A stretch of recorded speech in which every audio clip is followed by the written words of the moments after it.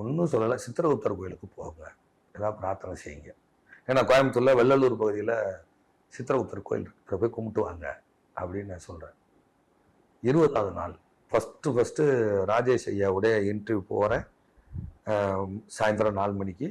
நான் 2 மணிக்கு ஜாதகம் பார்த்துக்கிட்டு இருக்கேன். நைட் பார்த்துக்கிட்டு இருக்கேன். பையனை ஐசியூக்குள்ளே கொண்டு போயிறாங்க.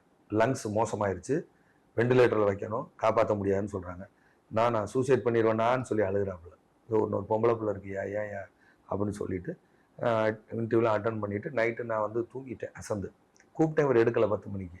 12 மணிக்கு பையன் டெத்து மெசேஜ் போடுறாரு, வாய்ஸ் மெசேஜ். மத்தியானம் பிரசன்னம் பார்க்குறேன், லக்னம் போய் யமகண்டத்தை தொடுது. 12:38 அன்னைக்கு. அது என்ன நான் ஃபோட்டோ எடுத்து வச்சுருக்கேன், அந்த பிரசனம் பார்த்தது. என்னுடைய நண்பர் பேரை போட்டு அவருடைய சன்னுன்னு. நைட் 12 மணிக்கு, மத்தியானம் 12 மணிக்கு, 12:38 பார்க்குறோம். ராத்திரி 12 மணிக்கு இருந்தார்.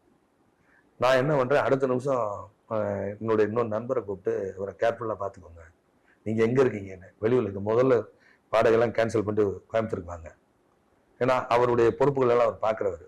முதல்ல வாங்க, இந்த ஆள் தனியாக விட்டுறாதீங்க.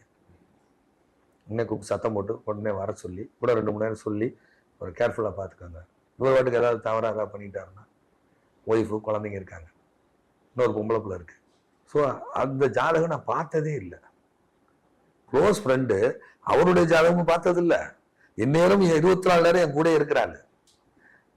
அவங்க வீட்டில் யார் ஜாதகமும் நான் பார்த்ததில்லை.